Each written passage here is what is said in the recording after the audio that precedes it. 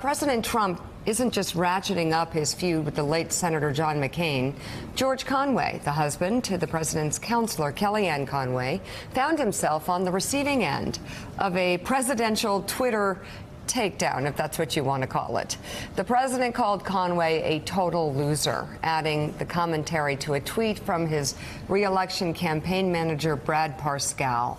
Parscale claimed that the president turned down Conway for a job at the Justice Department and that Trump doesn't even know him. That's pretty good. Two lies in one sentence. So those tweets follow several by Conway, questioning the president's mental fitness. Conway is speaking out on the whole matter, explaining his constant criticisms of Trump to the Washington Post. He says, contrary to the claims in Parscale's tweet, he decided not to work at the Justice Department after the president offered him a position heading the Civil Division. He cites Trump's attacks against the department's leaders and the firing of former FBI Director James Comey in early 2017 for his decision. And speaking about special counsel Robert Mueller, Conway tells the Post he remembers hearing on the radio about Mueller's appointment. Quote, I'm thinking to myself, this guy is going to be at war with the Justice Department for the next 2 years. I'm not doing this. Conway tells the paper he took to Twitter earlier this week to question the president's mental health, in part to avoid a conflict with his wife. Quote, it is so maddening to watch. The mendacity, the incompetence. It's just maddening to watch. The tweeting is just the way to get it out of the way so I can get it off my chest and move on with my life that day. That's basically it. Frankly, it's so I don't end up screaming at her about it. Despite all of his attacks against George Conway, it should be noted that in 2006, Donald Trump sent Conway a glowing letter praising his skills as a lawyer. Because, of course, Jake, he had done work for Donald Trump at Trump Tower. Again, these people lie, thinking that they can just say whatever they want to say, and the facts will never get in their way. The facts always get in their way. But this is what a fascinating dynamic between George Conway and the President of the United States.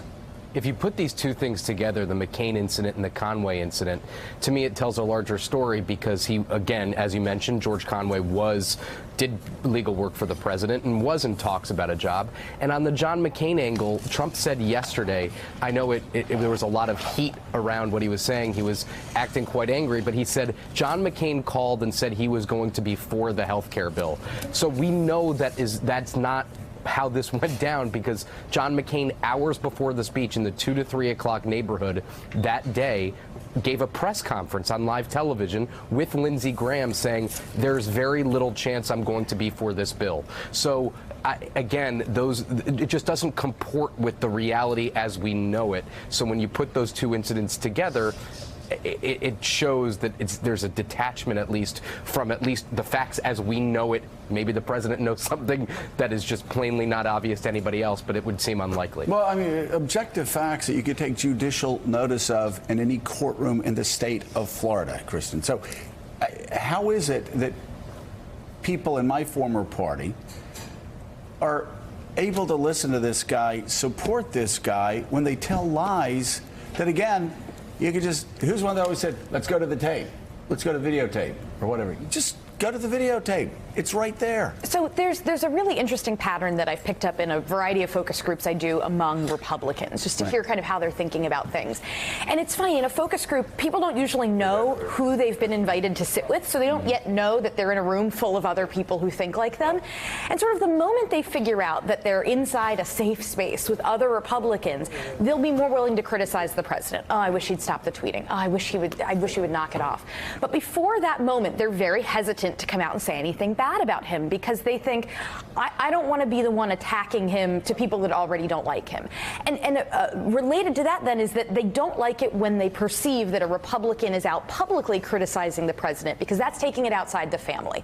That seems like someone is trying to make it about themselves, that it makes it seem like they're trying to boost their own profile versus the president. And I think that's why you're seeing a lot of these Republicans sit silent. I think they don't want to get that blowback. And that's why somebody like a Mitt Romney may not care. He may say, look, How could you get blowback for defending John McCain? But hold on, against it's being such a smeared? clan. It's the same thing. Democrats during Bill Clinton's term, even before Monica, we'd be in the House, Jim. They would be trashing him nonstop. We would be at the House dining room. They would all be trashing him nonstop. And then the lights would turn on, the cameras turn on. You know, this is a vast right-wing conspiracy, basically saying this is a witch hunt. Ken Starr is an evil man. He's a pervert. He's this. He's that. I mean, Democrats did this with Bill Clinton for 2 years. I saw friends I had great respect for saying privately, if he's lying about this, if he's committed perjury, I'm going to have to vote to impeach him. And he would do that. He would break through every barrier that they would set up, and they would still support him. So, Kristen, this is important, what you've told us, because maybe it explains some polling that I don't quite understand, which will say 85%, 234% of Republicans support Donald Trump, right? But then you go to the next question. Would you like Donald Trump to have a primary opponent? And that number's at like 50 or 60% in some states. And I've never been able to square those. So I go, wait a second. If you're all in for this guy, if 85% of Republicans are all in for this guy and say they support him, why do over half in a lot of states want an opponent? Yeah, I think you have pointed out that the Republican Party is not 234% in for Donald Trump. They just don't like the idea of when it's Donald Trump versus anyone on the outside, they may take the side of Donald Trump. Donald Trump versus Nancy Pelosi. Donald Trump versus the press. Donald Trump versus Kamala Harris. Donald exactly. Trump versus... And I think that's why when you see Donald Trump criticizing, say, George Conway, the charge he levels is that he's a loser. He's trying to make himself a name for himself by coming after me. He's trying to make a name for himself by being the guy who criticizes me. And that's one of the worst charges you can level within sort of the Republican electorate, that someone is trying to go against the president to make themselves look good. Mike. Kristen, do you ever pose the question to these conflicted Republicans in these focus groups? What is more important to you, being an American citizen or being a Republican? Well, I think if I asked that, people would all say, oh, it's being an American citizen. I mean, if I had a dollar for the number of times in focus groups, people of all parties say, I don't vote the party, I vote the person, those sorts of things. People don't think of themselves as partisan. But what I do think is that you have a lot, and this was something that came up last time I was on this show, that they quite like some of the policies that the president has advanced. And as a result, anybody who seems like they're standing in his way or criticizing him, they get a lot of pushback. And I think that's why someone like a Lindsey Graham, I assume that privately he does not like what the president is saying. But does he want to get into a fight with Trump, or does he want to just try to sit silent and get policies passed? I think that's the conflict that he's dealing with internally. Well, I mean, they would give the same answer the Democrats would have given in the late 90s. And I'm not preaching moral relativism here. It's two completely different things. But, you know, I hear Democrats time and time again saying if he's committed perjury, obstructed justice, I'm done with him. Pat Moynihan said if he's lying, I'm going to vote again. I'm going to vote for impeachment. Well, Pat Moynihan didn't vote for impeachment. None of them did. So, again, it's a tribal thing, but it is. It is. Jake Sherman, I'm just wondering what on Capitol Hill. I mean, I suspect you hear the same thing off the record from a lot of Republicans that I heard from Democrats during Clinton's impeachment. Yeah, 100%. And I think that universe of people who are willing to even say it off the record has gotten smaller, because the House Republican Conference now, the core of the Republican Party, is the bulk of the House Republican and, frankly, Senate Republicans at this point. The moderates and the non-Trump folks, or the people who are more skeptical of Trump, were swept out of office in what could only be described as a wave. And those who are left are really the really tight Trump allies. And that's kind of the reality of it. And when your primary political hurdle is a primary challenge from the right, it's where you have to be. It's self-preservation. It's the only option at this point. But I think that's fair to say that people are getting tired with him, but it's gotten just baked into the cake at this point.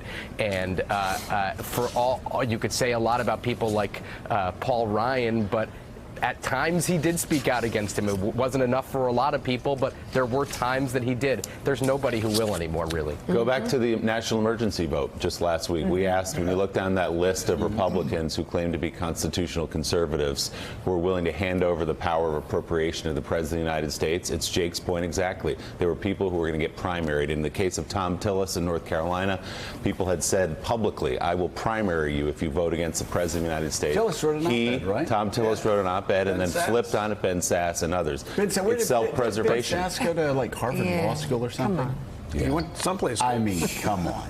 But Come on. But- Tom. but- also Roy Blunt got disinvited from a Republican dinner Right. after voting to reject the president's emergency declaration Well, in that's Missouri. just such a terrible, Good for Roy terrible. Blunt. Hey, Roy, What? listen. Are you kidding me? Hey, That's like Roy. a good day. Hey, Roy, here's the deal. You're welcome at our house. Anytime. Yeah, and you don't have to go to that dinner. But You're that- in You good don't have shape. to waste time at that dinner and What? But That's a punishment? these questions are at the heart of the Chick-fil-A, cynicism. all the Chick-fil-A he Chick-fil-A. wants. Nuggets and Roy, if you want. I love Okay. the Chick-fil-A myself. We gotta move but on. We'll give you honey Lot mustard. to get to. Might give you some Including why the barbecue. president is Sometimes acting I just so pour strange. barbecue actually on the Willie. Chick-fil-A sandwich. Yeah, I had it at the Atlanta airport the other day. Did you really? Fresh out of it. Willie, why is the president acting so You know strange? what I Terminal. had the other day? Popeyes. No, You don't didn't. get that up north. No. No, you Love don't. that chicken finger. It's great. I'm going to say one other thing about President Trump denying his relationship with George Conway and the Yeah. way he feels about him. New York Times reported recently that at Steve Mnuchin's wedding, Donald Trump went up to George Conway, patted him on the back, and said, "Good move turning down that job at the Justice Department. You don't want to work for a weak leader like Jeff Sessions." Oh, Lord. So his claims. That's a New York Times report. So the So president's why is he claims acting this of ignorance way? about George Conway this are obviously is what lies. He does. He No. lies all the time. When Yeah. telling the truth would be better. Okay, Mika, this is the Or- story you were referring to Is this about earlier. Whataburger going God. nationwide? Because I haven't had a Whataburger. By the way, he doesn't eat that I'm way. jonesing for He Whataburger. walks I had 5 one of miles those in a day and Austin, he- Texas. Did you a week really? ago. Oh Yeah, my I've been God. all over. You know, everybody sampling talks it. about In-N-Out Burger. I love In-N-Out burgers. They're good, yeah. I need a Whataburger. Yeah. It's good. You would like it. I know you, and I know you'd like it. Mika. Thanks for checking out MSNBC on YouTube, and make sure you subscribe to stay up to date on the day's biggest stories. And you can click on any of the videos around us to watch more from Morning Joe and MSNBC. Thanks so much for watching.